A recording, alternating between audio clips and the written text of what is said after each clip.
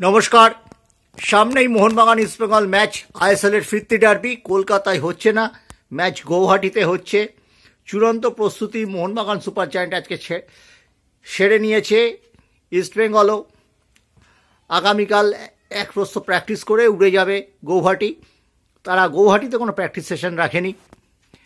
আমি আছি অতীতের বিশিষ্ট প্লেয়ার প্রশান্ত ব্যানার্জির সম্পর্কে, যিনি মনোযোগ দিয়ে আইএসএলের ম্যাচগুলো দেখেন এবং তার ভবিষ্যৎবাণী অধিকাংশ ক্ষেত্রেই মিলে যায়। মানে 10টার মধ্যে 8 থেকে 9টা মিলে যায়, মানে ভুল হয় খুব কম।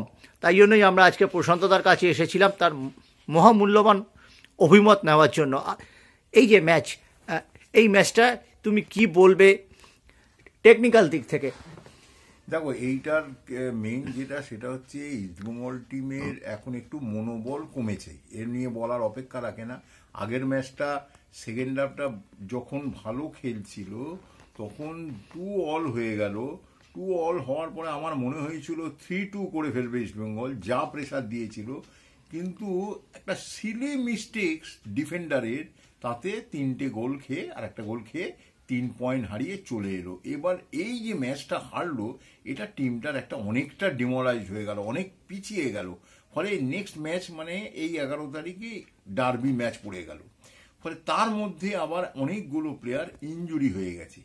এবার সেই ইনজুরি নিয়ে টিম কি করে কি করবে, এটাই এখন কোচের একটা মাথা ব্যথা হয়ে গেছে।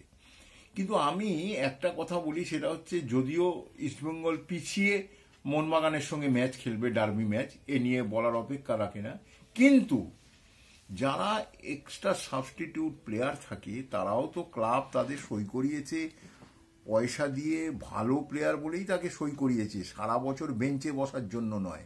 ফলে যারা বেঞ্চে বসে আছে হয়তো সুযোগ পায়নি, আজ যারা সুযোগ পাবে সেই সুযোগের সদ্ব্যবহার তাকে এবার করতে হবে।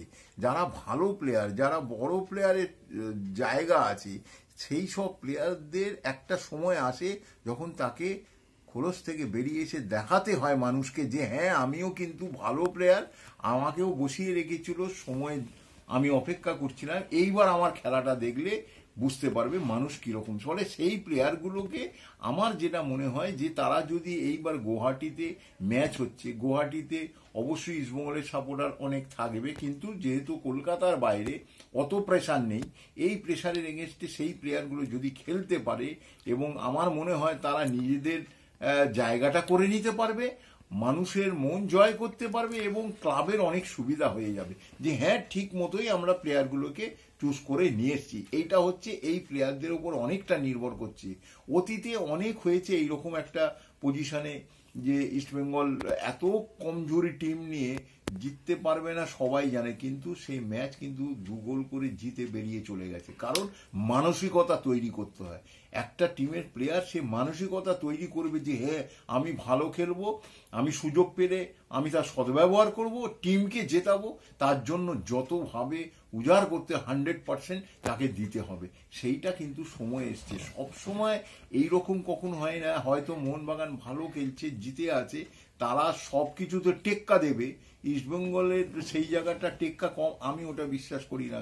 সেটা নির্ভর করে প্লেয়ারের উপর। আর আজকের দিনে অপরিহার্য বলে কেউ নেই যে এ ছাড়া চলবে না, এই জিনিস কিন্তু আজকের দিনে সবাই অপরিহার্য, আবার সবাই অপরিহার্য না। সুতরাং আমার যেটা মনে হয় যে অপরিহার্য বলে কিছু নেই। মোহনবাগান ভালো খেলছে, ঠিক আছে, ইস্টবেঙ্গল যারা আছে তারা তাকে টেক্কা মেরে ম্যাচটাকে যদি বার করতে পারে, তবেই তারা প্রমাণ করতে পারবে যে হ্যাঁ, আমরা ঠিক জায়গায় ইস্টবেঙ্গলে খেলতে নেমেছি। মানে তুমি বলছো রিজার্ভ বেঞ্চে যারা আছে তারা কমন, তাদের প্রমাণ করার এটাই সবচেয়ে বড় মঞ্চ। মানুষ তো সুযোগ পায় সব সময় না, সেই সুযোগের সদ্ব্যবহার করতে হয়। যত বড় বড় প্লেয়াররা আজকে খেলে গেছে তারা কিন্তু অপেক্ষায় ছিল, সবাই কি প্রথম দিন থেকে সুযোগ পেয়েছে তা নয়। সেই সুযোগ যখন সে পেয়েছে, সেই সুযোগের সদ্ব্যবহার করেছে এমনভাবে মানুষ তাকে মনে রেখেছে যে হ্যাঁ, সত্যি এই প্লেয়ারটা বড় প্লেয়ার, এ ঠিক জায়গায় চলে গেল। এটাই তো সব থেকে বড় কথা। কাজে আমার মনে হয় ওইটাই ইস্টবেঙ্গলের এখন সময় এসছে প্লেয়ারদের যারা রিজার্ভ বেঞ্চে আছে সেই জায়গাটাকে প্রমাণ করার।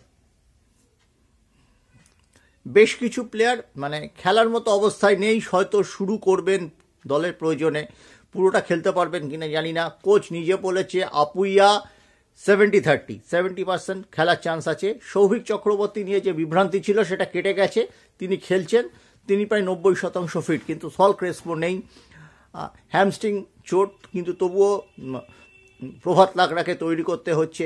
রাকিব আসছেন, দুটো সাইড ব্যাক, এবং মোহনবাগানের যে লিস্টন কোলাসো যে দুর্দান্ত কম্বিনেশন, এবং ইস্টবেঙ্গলের যে সাইড ব্যাকের খামতি, যেহেতু তুমি উইংয়ের প্লেয়ার, কি এই ব্যাপারটা কিভাবে দেখছো? আসলে দেখো, একটা কথা কি, যে ইনজুরি যারা আছে, যাদের ইনজুরি আছে বেশি, তাদেরকে খেলিয়ে লাভ নেই। তার কারণ ইনজুরি প্লেয়ারদের একটা প্লাস পয়েন্ট হয়ে যাবে, যে আমার তো ইনজুরি ছিল, আমি নেমেছি, খেলতে পারিনি, ওইটাকে অজুহাত ঠেকিয়ে দেবো। আর কোচের হচ্ছে দায়িত্ব, যে ফিট তাকে খেলানোই সব থেকে ভালো। কারণ আননেসেসারি ও ইনজুরি প্লেয়ার নেবে, যদি চেঞ্জ করতে হয় তাহলে তাকে একটা চেঞ্জ হয়ে যাবে। তা আমার মনে হয় তুমি বলছো মেরিটে কম হলেও ফিট প্লেয়ারই নামানো উচিত। ওইখানে ওই দুজন মনবীর এবং লিস্টনকে আটকানোর যায় জন্য সেই প্লেয়ারকেই রাখা উচিত, যার স্পিড বেশি।